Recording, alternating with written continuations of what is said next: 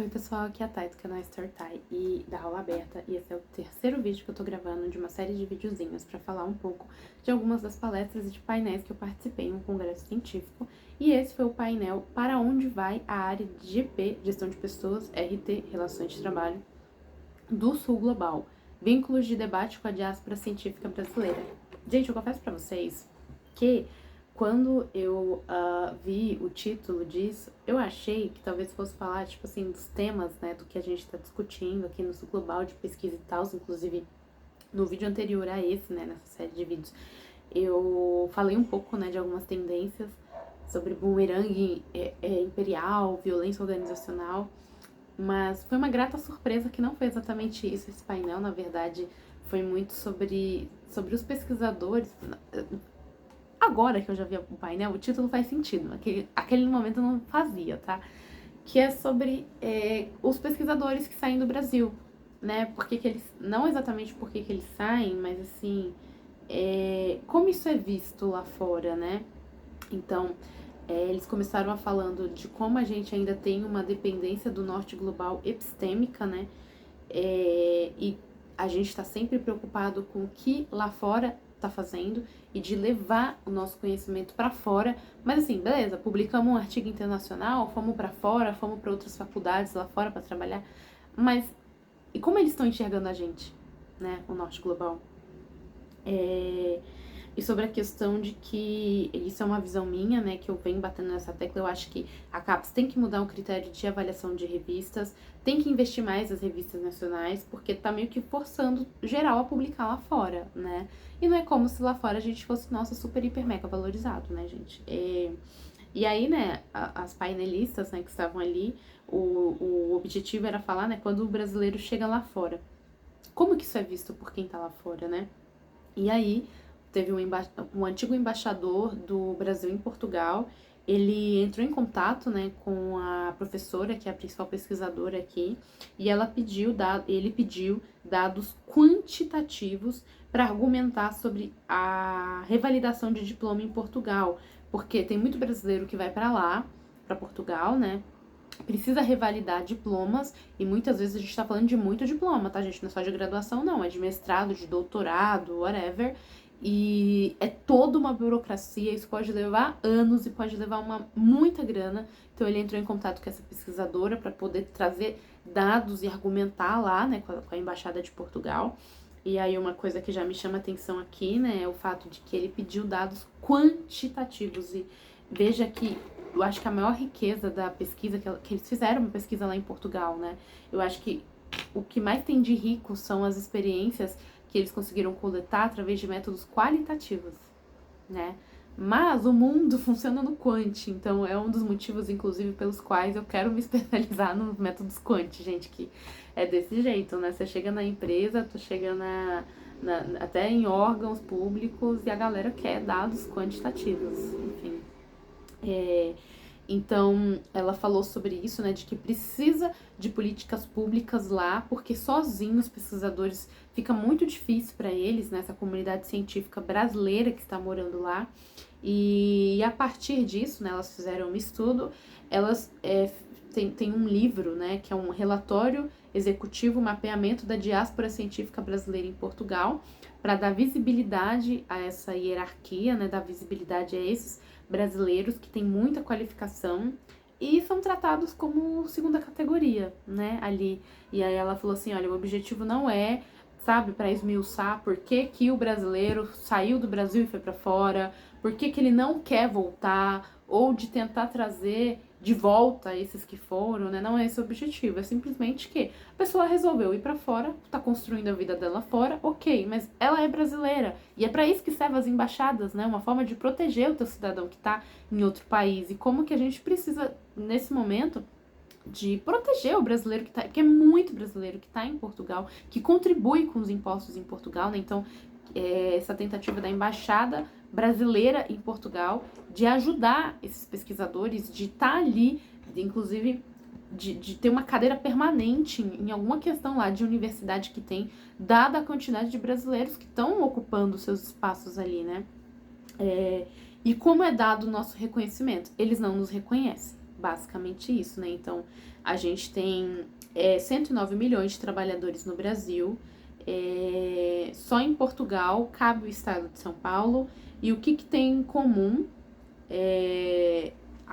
uma coisa que tem em comum, tanto entre os empregadores daqui do Brasil e de lá de fora, é que eles têm seus momentos, assim, bem ruins com seus funcionários, mas eles querem pagar de bons chefes pro mundo, né? Pra quem tá de fora, que olha como a gente é empresa ética, a gente é responsável, a gente cuida bem dos nossos funcionários, não sei o quê.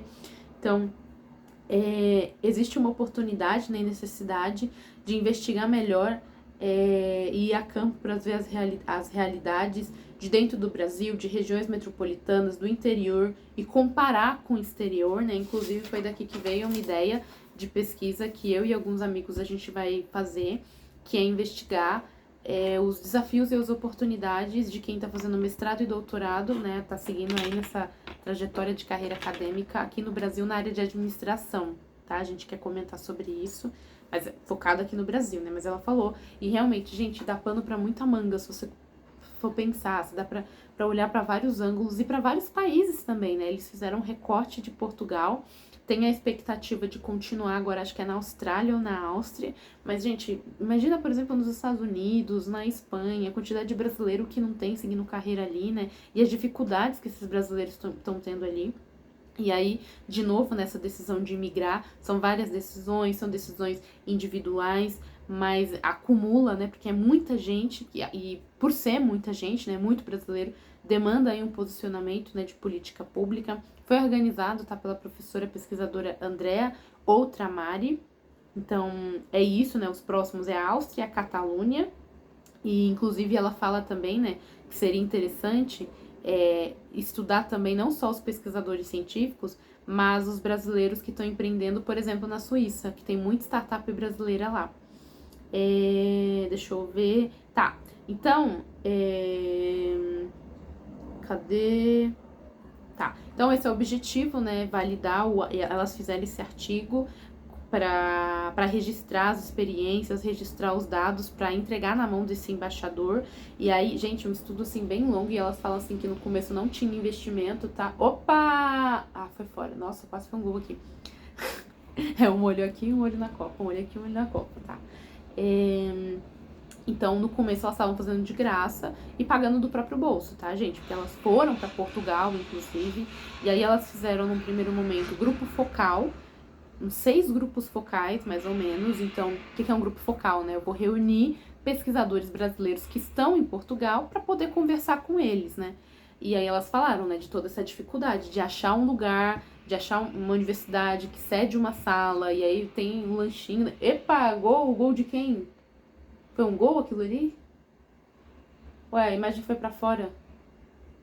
Pera aí, gente. Eu tô vendo aqui Holanda e Japão. Pera aí, gente, deixa eu dar uma pausa. Nossa, gente, desatualizou aqui. Tá 2-1 já, e quando em questão de minutos que desatualizou. Tá, voltando aqui, né? E, né, porque precisa, né, de tudo isso pra poder organizar. E, gente, organizar grupo focal não é fácil. Mas elas falaram assim que por ser um tema que é muito importante, relevante, e os brasileiros que estão lá querem ser ouvidos, meio que foi uma bola de neve, né? Você consegue descobrir um pesquisador que tá lá, aí traz pra entrevistar e ele já indica vários outros que querem participar, né? Depois desses grupos focais, gente, 6 grupos focais, aí foi as entrevistas, foram entrevistas individuais semi-estruturadas, né? Aí elas usaram o método de análise de conteúdo.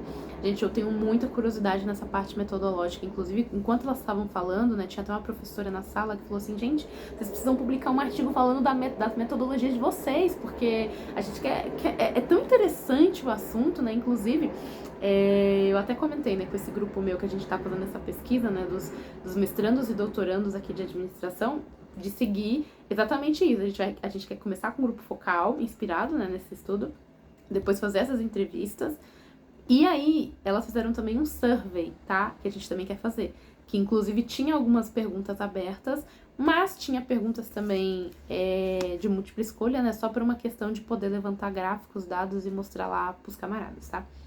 E aí, uma quarta etapa foi a observação, então elas foram para congresso ou qualquer coisa que tivesse brasileiro e talvez jovens pesquisadores no Brasil. Aí é uma coisa que a gente queria muito fazer, gente, que é ir para as universidades e ter contato e observar os pós-graduandos em vários lugares aqui no Brasil, mas não vai rolar porque a gente não tem money, tá? Mas quem sabe a gente fazendo o grupo focal, entrevista, survey, indo apresentar em congresso, artigo, não sei, vai que acontece algum milagre e alguém decida, né? Tipo, ai, vamos ajudá-los, esses pobres coitados financeiramente, tá? Deixa eu ver.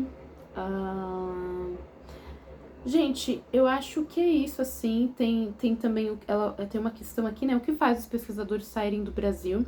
E quem tá aqui, né? Quais são as expectativas profissionais? Eu acho que uma coisa que foi levantada, né? O fato de que não tem muita pesquisa pura no Brasil, gente. O pesquisador é realmente, assim. Ele é levado pra nada, gente. Se você não conseguir uma vaguinha numa universidade, né, independente se é pública ou privada, que tem algumas privadas que se importam, né, com pesquisa científica, né, mas várias não. Mas não tem vaga pra todo mundo. Aí você vai fazer o quê? Você vai pra indústria? Dependendo da área que você tá, gente, não tem vaga. Então, te gera muita frustração, né? Porque você começa fazendo sabendo que não tem certeza de que vai ter empregado.